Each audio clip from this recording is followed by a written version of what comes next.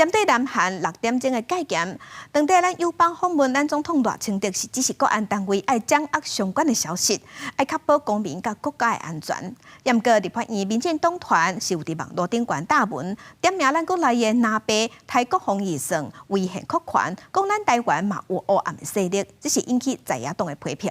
行政长杜英台是表示，绝对无支持戒严，咱台湾的民主袂使行翻头。 南韩总统尹锡悦初三暗时宣布实施紧急戒严令，军队进驻国会，紧张的情势加悬。虽然6点钟后就结束，不过是已经惊动国际。总统赖清德登去拜访马小妮，第一时间就指示国安单位掌握相关的信息，确保国家安全。 韩国国内只要进入一个比较不稳定的阶段，会不会对于韩国国内的社会安全秩序产生一些影响，而去影响到国人赴韩，不管是我们的侨胞或我们的留学生或观光客的一些人身安全。蔡明干表示，后续爱观察南韩的政治情势，敢会牵连区域整体的安全。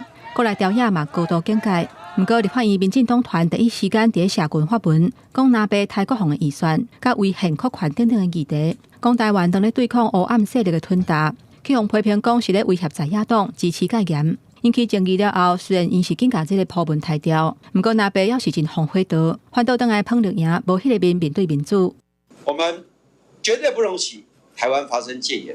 韩国国会所发出的弹劾令，对尹锡悦总统所发出的弹劾令，我们在这里希望给民进党、给赖清德引以为戒。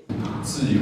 是最重要的基石，只有权力能够有效的监督制衡，才能够防止这一种总统个人滥权情况的发生。民进党团配会讲，绝对无支持戒严。行政院长杜英台强调讲，台湾的民主发展袂当行回头路。民主的成果需要靠全体的国人还有朝野共同来维系。我坚决的相信。 国人也不会允许看到国内有发生任何不民主的行为。不过，在南韩是在野大国执政的局面，这嘛反映真侪民主国家，包括台湾在内，拢面临同款的困境。